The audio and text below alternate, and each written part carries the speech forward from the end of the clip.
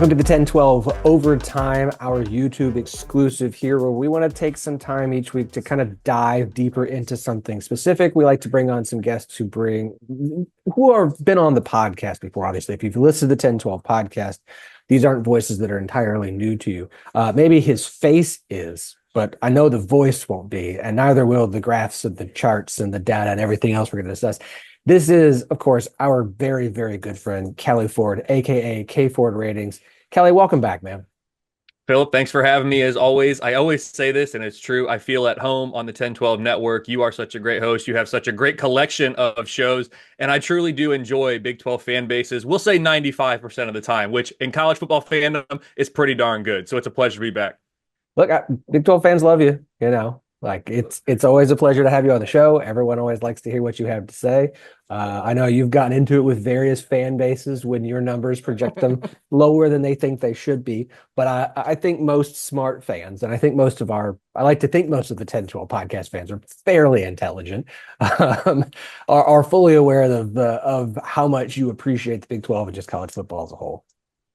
No doubt. You're absolutely right. You're always going to get some folks out there who either can't or don't want to read what it is you're posting and just get mad about it. But it's all good. I do enjoy the Big 12 fan bases, and yeah, you guys have some really good teams as we've talked about. And more importantly than the really good teams, especially this time of year, Phillip, as we turn the calendar into November and December's around the corner, it's about your resume. It's not about your brand. It's not about your power rating even. It's about your resume. How much have you accomplished this year relative to what would be expected given your schedule? That's how we should rank teams. And right now, the Big 12, they've got a few teams that are high up there in my rankings. Hopefully the committee in a week's time is taking note and not just following necessarily what the AP poll is putting out. So let's start there. Also, watch the games, nerd. Come on. Let's start with most deserving. And what's you post a variety of things each week. One of those being your most deserving. And of course, everyone can find everything that you post both on your Twitter account at KFord Ratings and of course KFordRatings.com. You have everything there as well. So we're going to pull up the website to give it a little bit of a plug here because this is where I go every week when I start prepping for the pick show that we post on Thursdays. Of course, Kelley Ford is one of the numbers that we include when we run through our list. You and I have talked a lot. And of course, every podcast is someone's first, that you don't like strength of schedule numbers. So how does that play into most deserving? How do you come to a most deserving ranking without utilizing a strength of schedule number? Yeah, strength of schedule is kind of like a dirty term for me. And really, it's because it gets double counted. It gets double baked into a lot of metrics that are out there. And so what I prefer to strength of schedule is what I call schedule difficulty. And so schedule difficulty, it could be interpreted similarly to strength of schedule. But basically what we're saying is let's view every single schedule in college football, all 134 at the FBS level. And we know that varies drastically, right? From playing a Big 12 schedule to an SEC schedule to a MAC schedule. And within those conferences, each team has their own individual schedule that they put together, with their non-conference games. Let's view all of those schedules, which vary drastically, through a common lens. And the common lens that I have chosen in the past has been the average top 25 team. I've changed here in 2024 to be the number 12 power rated team. Now, number 12 power rated versus average top 25, which I use my power ratings for. It's kind of semantics. They're very, very similar. I've changed, though, to be number 12 because we are now in the 12-team playoff era. It's just intuitive. It makes sense. And I think most people get that. So by choosing the number 12 power rated team as the common lens through which we view all 134 schedules, what I'm able to do with my most deserving rankings is normalize everybody's schedule. So you now have a common lens, the number 12 power rated team, to view Georgia's schedule, to view Kansas State's, to view Iowa State's, BYU's, Notre Dame's, all the way down. And then you can say, okay, we now have the common lens. We have a common denominator. How well has a team done against its schedule? They are 6-1. 7-1, 8-0, whatever it is. Okay, great. Now that's the numerator. What would the number 12 power rated team be expected to do How would they have been expected to perform win-loss record-wise against that schedule? That's the denominator. And that denominator is equal for everybody. So now you have your record against what would be expected, and you can apply that to all 134 teams. That's what you see here with the most deserving rankings on the screen, 1 through 134. There are two values that will always remain fixed in my most deserving rankings. The number 12 ranked team will always have a value of 1. And you can see that on the screen right now. It's Alabama. They have a value of 1. If you are better than number 12, your value is going to be above 1. In a way to think about this, like for me, Georgia's the number 1 most deserving team right now. Georgia's 6-1 record against their schedule is more impressive than any other team's record against their schedule. That includes, in the Big 12, a BYU at 8-0, an Iowa State at 7-0, a Kansas State at 7-1. Georgia's 6-1, given the schedule they played, is more impressive. Georgia's most deserving value is 1.595. So essentially, that's saying Georgia is about 59.5% more deserving of a playoff spot, if you will, than the number 12 spot, Alabama. That's how you can read those numbers above 1. The other fixed value is going to be the 134th ranked team. And that, as it's been all year, unfortunately, is Kent State. That is a very poor team from a power rating standpoint. They are now the only winless team in FBS. It's a struggle right now in Kent, Ohio. And so Kent State at number 134 has a value of 0. And that 134 value or ranked team will always have a value of 0 because they are 0% worthy of a playoff spot. Any number between any team between 13 and 134, let's use to keep it Big 12, let's use Colorado at number 25. They have a value, if I zoom in here, they have a value of, I can't even read it right now. 0.416. 0.416. There we go. So they are 41.6% as deserving as Alabama at number 12 of a playoff spot. So that's how you read those values. And those values are important. People that get hung up on the ranking, because ultimately that's what matters. You want to be, number 1 through 12, or really it's 11 because you're likely going to get a G5 that jumps up into the playoff field. But that's how you read this. That's how it's formulated. I have found this to be very found this to be very fair. And I think this is very objective. I think this is the best that I've come up with. And honestly, there's other really good resume rankings out there that I appreciate and I enjoy. There's none that I appreciate or enjoy more than mine. I mean, I think that we're on equal footing with a lot of others, really good ones that are out there. This is different, Phillip. People say, well, how is this different from strength of record for ESPN? And some of the numbers are even similar. I mean, somebody posted a screenshot. They said, man, Kelley, your number 14 through 18, I think, was exactly the same. Texas at 14, Notre Dame 15, Ohio State 16, Boise 17, SMU 18. That's exactly what ESPN strength of record is right now. The difference between my most deserving and ESPN strength of record is ESPN strength of record, 1, uses FPI as the engine, of course, the ESPN predictive metric. I'm using the KFord ratings as the engine for this. But 2, and more importantly, I incorporate a scoring margin relative to expected. So the most simple terms to put this, Phillip, is let's say Team A beats Team C by 50 points at home. And then let's say Team B beats Team C by 1 point at home. So Team A and Team B both beat Team C at home. Team A beat them by 50. Team B beat them by 1. In ESPN's strength of record, Team A and Team B are exactly equal. You beat the same opponent at the same location. In most deserving, they are not. Team A gets a bump because you won by 50 points against that opponent at home, and Team B won by 1 point against that opponent at home. So to me, that makes sense, right? Like Team A has a better resume. They're more impressive in terms of what they've accomplished on the field. So that, to me, ESPN strength of record was the inspiration for my most deserving. It's incredible. It's a great concept. I have taken that and copied it using my KFord power ratings as the engine again. But I've added to it because I thought it fell a little bit short in that. How do we account for that scenario specifically? There's other things like that I've baked into the most deserving, but that's the essence. That's what it's all about. The common lens for the schedule. How much have you achieved relative to that? Put in the relative scoring margin to help break some ties and show that not every single win against an opponent is the same as any other win against that opponent. And that's how we get the most deserving. I'm very pleased with it. Typically, the committee does a pretty good job of their rankings matching my most deserving at the top. In the 4-team era, that's really all that mattered, Phillip. Now we're in the 12th team. And man, once you start getting to 5, 6, 7 in the last 10 years, my most deserving has had some discrepancies from the committee. So I'm very curious to see how they manage this, how they deal with with it. And you'll see right now, my most deserving undefeated Pitt is number 8 behind 2 one-loss teams. Undefeated Indiana is number 10 behind 3 one-loss teams. The other undefeated team here is Army. I've got them number 28. So it's not just about counting wins and losses, again, because not every record is created equal. But when we normalize the schedules, we can get a good comparison. An impressive breakdown. I feel like you practiced that in the mirror a couple times before we got on here, but I've just had to explain it a few times before. no, but I think it's a perfect explanation for why it is what it is. And look, fans are gonna look at things and well, I think this and I think this and I think this. And there's always going to be some bias in any sort of thing based off of how you accumulate your data and the data that you prioritize, right?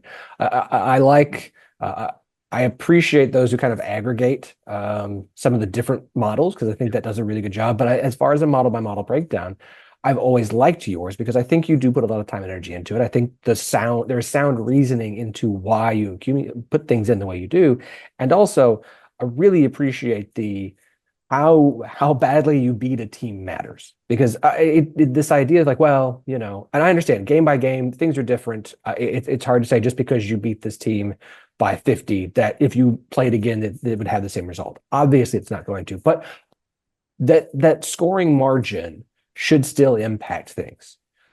And I appreciate that you put that in there. And I think that's a lot of the times why a lot of people are just like, okay, ESPN's FPI is like, I think it's a good tool in conjunction with a lot of other things, but not having the scoring margin difference is a problem to me because it does matter. It does matter if you beat that team by, and then we can apply, logic like, well, that's because when they played them, the starting quarterback was out and this one did. But from a metric standpoint, that's a positive thing to have. So you take this, and I'm going to believe that it is what plays into the next graphic we're going to show up here, also available on your site, which is the CFP bracket for based off the current rankings. And I had to at least have a second to talk about this one because I know everyone got really excited in Big 12 country being BYU number 1 and Iowa State number 8, which is great. Sorry, Kansas State fans. It looks like you're the first team out. And look, First team out. I have been saying for some time that this one bid Big 12 narrative is tired and needs to die because the problem right now is I understand where they are in the AP rankings, and because we don't have a CFP ranking, everything's based off AP, and AP ranking doesn't mean anything. If you watch the AP ranking, will immediately change to match whatever the CFP ranking is once the first CFP ranking comes out, which is always funny to me. Like, oh, oops, we better fix this. And you get people like every Big 12 fans mad at the current OU biased AP voter who didn't even have Kansas State in his top 25. But the Big 12, the top of the Big 12 is a lot better than people want to give it credit for. And I think part of the narrative problem is nobody expected anything from BYU. Colorado, we've got them at number 25. People didn't have high expectations for Colorado. And then you have Iowa State and Kansas State. And so because the teams that were expected to be good have not lived up to that expectation and other teams have risen up, as opposed to, hey, we all knew Georgia was good. Hey, we all knew Ohio State would be good. Hey, everyone thought Penn State would be good. Where I have a problem, and that all makes sense. Where I have the problem is, why can't BYU and Iowa State get the same amount of credit in your mind as Indiana? And because I love what Indiana's done. I love the Indiana story. I love what Kurt Cignetti is doing there. And everybody loves Indiana. Why is BYU not able to get the same love that Indiana does? Yeah, there's a few things I want to respond to here. I'll take that last question first. I mean, Phil, I don't know what the answer is other than a conference brand bias. I mean, right? Because Indiana, I mean, no offense, they're a basketball school, and they've owned that and loved that tradition for a long time. Of course, everyone wants to be good at football, but they've been a basketball school, but they play in the Big Ten. So Indiana's having this great season, and you're right, it is incredible. I mean, they're doing fantastic things. What Cignetti's been able to do in year 1 is remarkable, and it should be celebrated, and I think it is being celebrated, which is good. But BYU and Iowa State, I mean, they're doing the same thing. And by my most deserving metric, they actually have a more impressive resume, and that's why they're ranked higher than Indiana. And so I don't know what it would be outside of the brand bias of the conference in which they play. And you said, everyone knows Georgia's good and Ohio State's good. If you look, and I'm gonna say something here that I put out there, but I don't like openly publicized. I'm an Ohio State fan. That is my team. That's who I like to root for. That's who I've always rooted for. They are right now number 16 on my most deserving rankings. Now they're my number one power rated team, which I actually personally take issue with because I'm not sure they're the best team in college football, but I don't know who the best team in college football is. We don't really have one right I now. don't, I don't, I don't think there is a. I think it's one of those years where there's no great team, but there's a whole lot of good ones. Exactly. So someone has to be one, and right now the model says that's Ohio State. I promise that's objective. I'm not skewing it. I don't even feel good about it, like I said. But Ohio State's number 16 of my most deserving.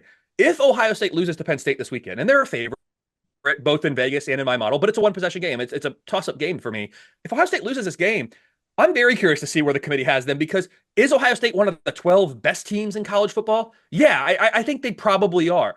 Do they have one of the 12 best resumes in college football? And will they at the end of the year if they haven't beat Oregon and they don't beat Penn State? I honestly don't know. And so I'm nervous as an Ohio State fan of what's the committee going to do if Ohio State loses. Now, too much time on that. Back to the Big 12. I want to focus on what you have on the screen. This is my current college football playoff bracket using my current most deserving rankings and what the CFP selection or what the CFP seeding rules are. And that is the 4 highest ranked conference champions get the top 4 seeds. The 5th highest ranked conference champion is guaranteed a place in the field. Not necessarily 12 seed, guaranteed a place in the field wherever that may be. This is not a projection, what you're looking at right now, of what I expect it to be at the end of the year. My projected college football playoff bracket is in a similar format. It's the exact same graphic with different words at the top and different teams filled in. I post that on Thursdays. And so that's where, if we use my power ratings to simulate the rest of the season, how do I think it's all going to shake out? This right here that I post on Tuesdays that you have on the screen is a snapshot of where we are today, resumes to date. And so people look at this and say, wow, BYU number 3, how are they the number 1 seed? Because you have Georgia number 1, but wait, Texas A&M is the SEC. So Texas A&M right now, today, is the leader of the SEC conference in terms of their conference standings. They're the only undefeated team left in the SEC. Therefore, for me, today, Texas A&M is, quote, your SEC AQ. Do I think Texas A&M is going to win the SEC in Atlanta? Probably not, but maybe. I mean, there may be, but probably not. But as of today, right now, they are number 1 in the conference standings.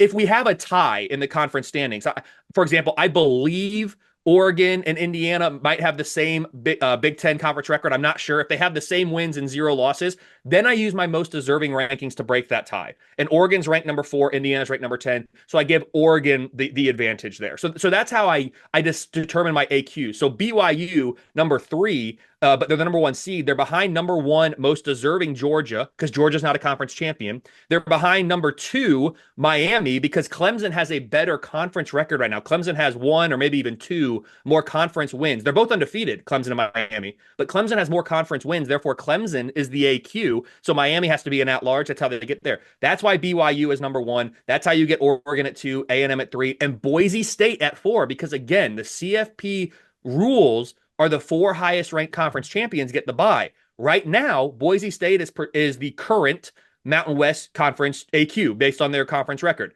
Clemson is the current ACC champion based on their conference record. But I have Boise State number 17 in the most deserving. I have Clemson number 20. So there's not a rule that the Power 4 conferences have to get the top 4 seeds. It's the 4 highest ranked conference champions. I think most of the listeners of this show know that, but it creates a lot of confusion on social media. So Boise State for me at number 17 in the most deserving gets that number 4 spot. Clemson at number 20 being outside the top 12 here. That's why Kansas State gets bumped as my number 11 team and Alabama as number 12 team get bumped because you have 2 conference champions outside the top 12.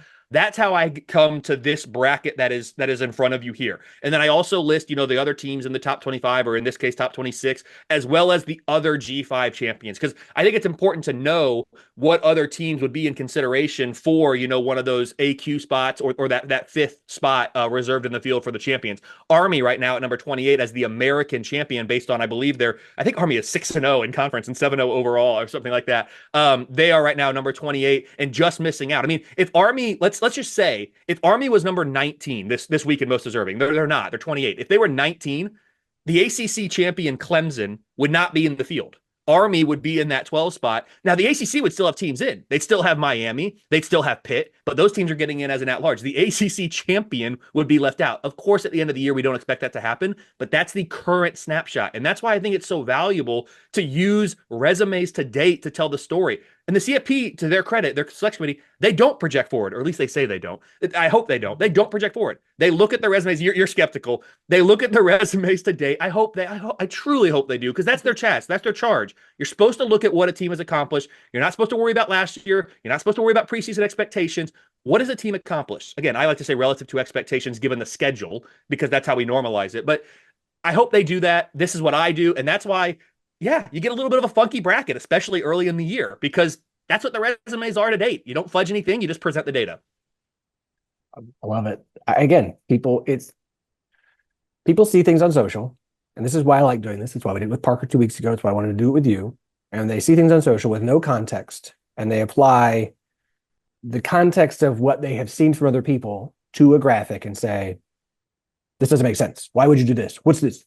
And sometimes I think they are legitimately asking the question of like, what is this? Can you explain this? And we oftentimes apply the negative fan mindset to every question and comment because of the way people post things, right? When you write things quickly on Twitter, that's why if you look at my draft section on Twitter, it is long. It's very long of like things I did not hit send on. As I've gotten older, I've learned to pause sometimes, but when you're young and a fan, you get send.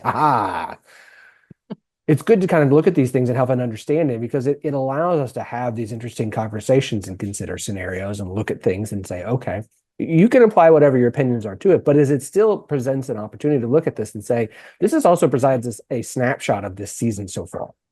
And we get these every once in a while. Everyone's in national media has been trying to find the next 2007 since 2007, right? 2020 doesn't apply because COVID. 2021, same thing. This is the first year, I think, in a long time we haven't had one great team. A lot of reasons for that. Obviously, Saban retiring, Harbaugh going to the NFL, so much head coaching change at so many big programs that I don't think there is a great team. I think there's a lot of good teams. Georgia's a really good team. Oregon is a really good team. Ohio State is a good team. And so it makes for what is a very interesting season so far. And you have teams that have come out of nowhere. Indiana, BYU, right? Colorado having a really good year despite what expectations were for them. And so it's making for a really, really interesting season. And we have what I feel are complex seasons. We need to be able to look at different things and take that data in and come to a realization of like, you got to throw your previous season's biases out a little bit this year because they just don't apply. We have years where we have no great teams. We have years where we have one great team. We have years where we have 3, 4, 5 great teams. There are no great teams this season. There's a lot of good teams this season. And I am intrigued. I think this is the year outside of year one, I'm the most interested in the CFP playoff rankings, the first one. Mm-hmm. Because I want to see if it's just going to feel like status quo has been applied to things, or if they are actually going to treat this season with keep this season as its own individual, as it should be. Because I think this is definitely a year where it has to be its own thing. You cannot take in preseason and previous season bias for this season and come out with the result that is accurate.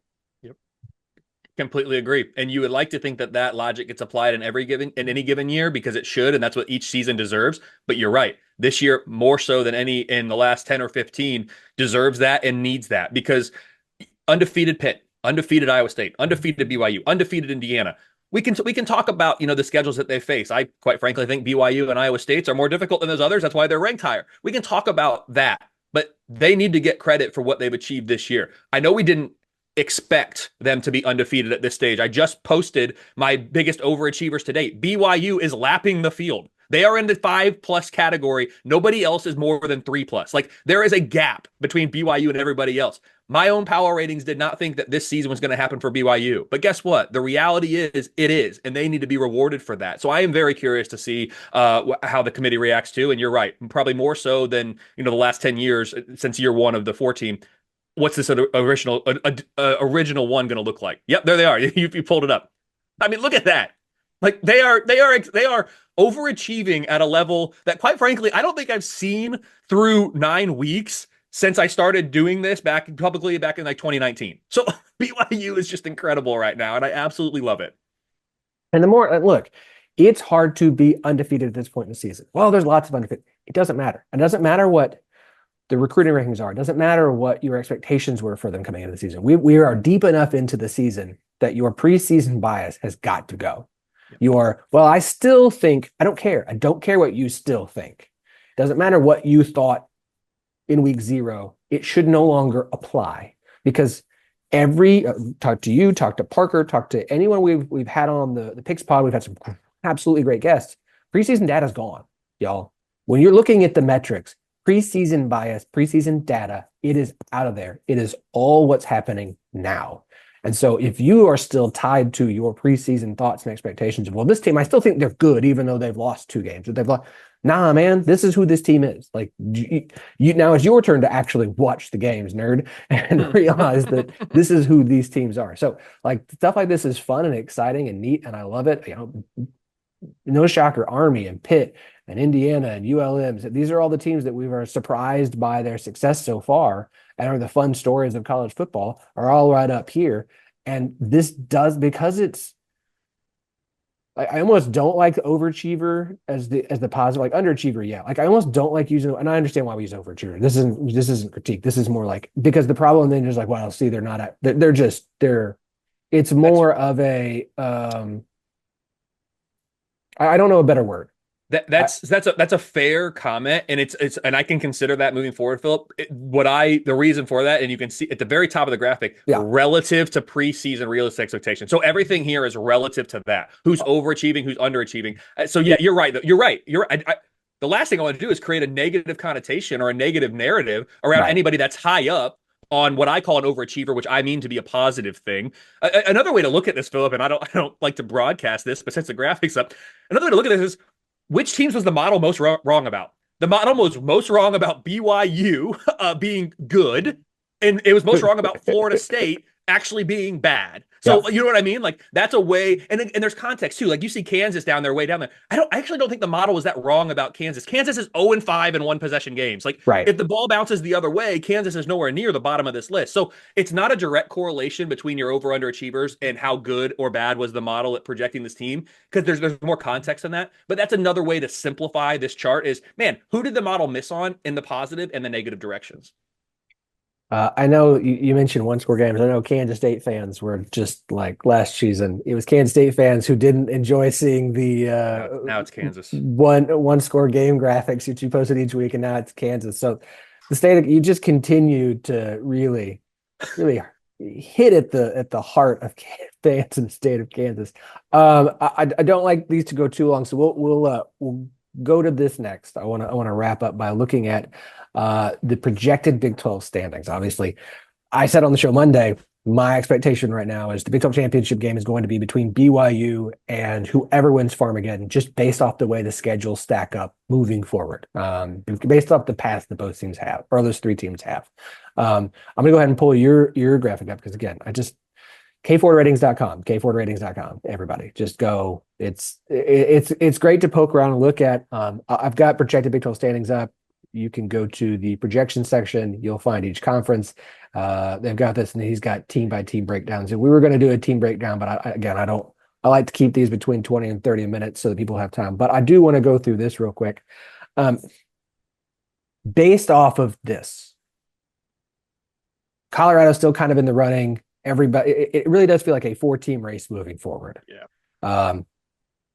Outside of just absolute chaos, is there a realistic shot at someone else playing their way into this? I get it. There's everyone's got 4 to 5 games left, but I have a hard time seeing anybody else outside of that top group of 4 with a realistic, believable shot at Arlington moving forward. You're absolutely right. I mean, technically speaking, any team in that 2-loss category, so from TCU down to Texas Tech, even Arizona State at 2-2, they technically have a chance because of how it could break, and you have tiebreakers, and that gets really messy. For all intents and purposes, you're looking at 4 teams for 2 spots: BYU, Iowa State, Kansas State, Colorado. Farmageddon's looking huge at the end of the year. Yeah. So yeah, I mean, I agree with you. It's those 4 teams. This graphic here, not new from previous years, but I have added the movement arrows this year, which I think have been really helpful for teams to see week over week. So like last week, Iowa State had the highest average projected conference win total. BYU was second. They've now flipped that. You can also see the other arrows. BYU is now projecting to win 7.7 conference games on average. Last week, that was 7.1, so they're up 0.6 based on the result of last week, but also the movement to the power ratings of both BYU and their future opponents, right? That's what the movement is here, because people will say, wait a minute, my team didn't play last week. How did our projected average total win move? Well, just because your team didn't play doesn't mean their power rating didn't move. If your team didn't play, it's likely that your power rating didn't move as much as if you would have played, but it can still move based on water finding its level, as 134 teams are in their all in one closed system. But then also, how did your opponent's power ratings change? Because if your future 4 or 5 conference opponents, if their power ratings got significantly worse, well, by default, your projected conference win total is going to go up. If they got significantly better from a power rating standpoint this past week, your projected conference win total is going to go down because those games just got harder. So that's what it helps inform those movement arrows. And I think that hopefully clarifies some things for people who have wondered how that moves and why that moves. And then the rest there, I think, is pretty self-explanatory. You can see what's the percent chance that a team wins at least X number of games in conference. So I have, BYU with a 62% chance to win at least 8 regular season games. That number 7 is highlighted there at the top in gray, because right now 7-2 is what I'm projecting is needed to be at least tied for second. So if you can get to 7-2 right now, that's the projection to at least tie for second and a spot in the conference championship game. Of course, if multiple teams end up there, you're not guaranteed to get in. So Kansas State fans, don't think I'm saying, oh, Kelley just said we have a 73% chance to get into the conference championship. No, I'm saying you have a 73% chance to at least have a record that is tied for second in the conference standings. Then the tiebreakers come in. And of course, if they win that game against Iowa State, you feel good. If you lose that, you essentially are out, right? So that's what that highlighted number is. And you will notice it does move. It drifts throughout the year based on what the projections are for that average number there in that column for the number 2 team. Yeah, you mentioned this. I'll note BYU up 0.6, right? As you mentioned, it's based off what other teams do. Their remaining schedule is Arizona State, who didn't shift at all, Kansas, Utah, and Oklahoma State, who all dropped down. So why is theirs up? Because 3 of their opponents continue to move down in expectations. So they are then expected to be continued to improve. So again, this is why I say it's BYU versus the winner of Armageddon. You look at what BYU's schedule is the rest of the way. And I understand Utah is a rivalry game. I completely understand that. And it's a rivalry game on the road. And honestly, they also have to go to Arizona State, who's the best team left on their schedule, is another road game. So they've got 2 tricky road games at a rival and the best of the 4 teams left on their schedule. But with Kansas and Houston, sorry, I said Oklahoma State and Houston went up, but Houston and Kansas left. You look at the schedule and say BYU has the most wiggle room because they don't play Iowa State, they don't play Colorado, and they already beat Kansas State. Based off all that, BYU has the most wiggle room to drop a game and still get to Arlington, whereas Kansas State, Colorado's in a tough spot because they lost to Kansas State. They won't have an opportunity for tiebreakers against BYU or Iowa State. And of course, Iowa State and Kansas State have to play each other. So it feels like a 4-team race that's really a 3-team race with one other horse just kind of a little bit farther behind everybody else that needs a little bit of chaos to get back truly into a tiebreaker scenario that would work for them. So it's still an interesting race as we head into the final stretch, the final 5 weeks of the season, because how can you not be excited about this stretch and the possibility of not only two Big 12 teams in the playoff, which should just be a thing right now. The 3-team scenario is not out. Like the 3 Big 12 teams into the playoff scenario is not out in a year like we are having right now. Yeah, I completely agree. And so 2 comments here. One, Phillip, we all knew the Big 12 race was going to be the most compelling of the Power Four and in the country. It's the players in the race that I think many of us, including myself, got wrong. We didn't necessarily expect it to be these 4. I would have bet they're the 4 that are currently at the bottom actually had a better chance to be there. But that's why we play the games, and that's why we love college football. That's why we love the Big 12 Conference. But you're right. In the scenario, of course, any listener of this show probably knows. But BYU getting to Arlington at 12-0, Kansas State. Iowa State finishing 11-1 with a loss to Kansas State. Kansas State finishing at 11-1, having beaten Iowa State, and then Kansas State beating BYU. You've got Kansas State and BYU both at 12-1. Iowa State at 11-1. Losses just like to each other there in that round robin. all three of those resumes, of course, Kansas State's in as the AQ, but BYU and Iowa State with the resumes based on how I would project that, are certainly going to be among, the top seven at large, because that's what there are. Seven at large spots certainly would be among the top seven at larges. You would hope that the committee would value the resumes and value what was done on the field and not look at brands, because we know those aren't the quote unquote blue bloods of college football. But that's why we play games. And if we are just going to default to blue bloods, then what are we doing here? Why are we wasting everybody's time? So that is certainly a scenario at play. I would say it's less likely than not. Like it's less than 50% chance that scenario happens, right? But it's still there. It still lives. And man, if it did, the Big 12 would certainly be celebrating, I would think. I look forward to 9-3 Ole Miss getting in over 11-1 Iowa State. So Final comment. I know you want to wrap it up. Final comment. I've said this. I believe this, and if I'm proven wrong, I'll be really disappointed. I don't believe, and this is regardless of what my most deserving say. I don't believe the committee will leave out a 0 or 1 loss power conference team. I don't. So that scenario you just said, 9-3 Ole Miss versus 11-1 Iowa State. The committee has shown a propensity to count losses in the past, and I have frequently gotten mad at them for that. In this type of scenario, I would actually say 11-1 Iowa State's more deserving based on my most deserving. But that point aside, I don't believe the committee is going to leave out a 0 or 1 loss power conference team. Now, of course, if there's more of those teams than there are spots in the field, sure. I mean, they're not going to leave them out in favor of a power conference team that has 2 or more losses. I really don't think so. And we will see. It's a case-by-case basis as how those get evaluated. But their propensity to count losses has been strong in the 4-team era. I don't know why it would stop in the 12-team, but perhaps it will be different. after Florida State last year, I That's won't. just that's just a mess. I won't. I won't. I'm not going to assume anything moving It's forward. so fair of you to say, and that's just a mess. What a uh, joke. Kelley, it is always a pleasure to get to chat. Love breaking this stuff down with you. You do incredible work. As we mentioned, it's KFord Ratings on Twitter. It's kfordratings.com is the website. Go check out all of it. Kelley, again, man, thank you so much for everything you do, and thanks for always hopping on with us when we need you. Thanks for having me, Phillip. I appreciate it. Sorry we went so long.